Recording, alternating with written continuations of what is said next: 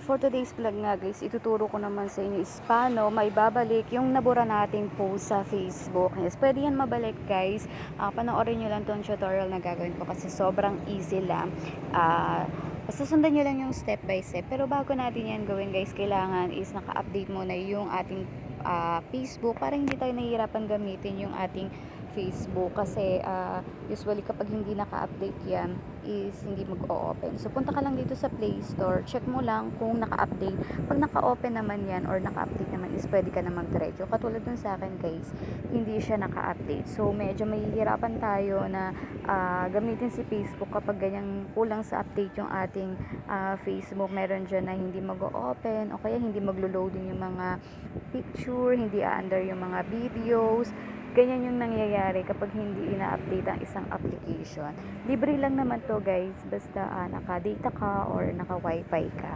So, update lang natin to ng very light. Fast forward na natin to kasi sobrang tagal ko nang hindi nag-update. So, kapag nakalagay open, direct ka na yan, mapupunta dito kay Facebook. Makikita mo yung menu sa taas, yung apat na guhit. I-click mo lang yan. And then, scroll ka pa taas guys, makikita mo si settings and privacy. I-click mo lang yan. Tapos, pindutin mo lang yung settings. Pag napunta ka na dyan, makikita mo yung activity log ang hanapin mo. Activity log yung hahanapin natin. So, ayan. Makikita mo dyan yung trash. Ayan. Sa trash na dyan, guys, yung nabura mo or hindi mo nasasadyang binura pero gusto mo siyang maibalik. Is mababalik natin yan. So, ito yung picture nung parang dinadasalan pag Semana Santa, binura ko siya. So, ngayon pwede natin siyang ibalik. I-restore nyo lang yan, guys. Sobrang dali lang nito.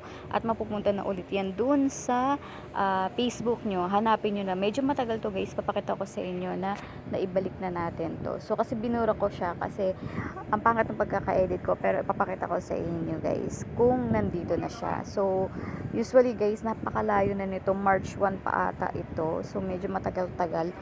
Hindi ko na matandaan kung kailan ko ba siya binura. So, pero mababalik pa rin yan. So, within 30 days lang yata. After 30 days, guys, hindi nyo na makikita ulit yung nabura nyo. So, parang, may limit siya. Hindi siya nagtatagal dyan sa trash ng ganun katagal. So, kaya kung ako sa inyo, guys, kung hindi pa umaabot ng 30 days is, ayan guys, yung in-erase ko na or binura ko na post. So, ayan, di ba, bumalik guys. So, yun lang guys. So, kung ako sa inyo guys, i-try nyo na yan. Lalo na kung meron kayong nabura na hindi nyo sinasadya, pwede nyo yung ma-restore guys. Yun lang guys. Thank you for watching.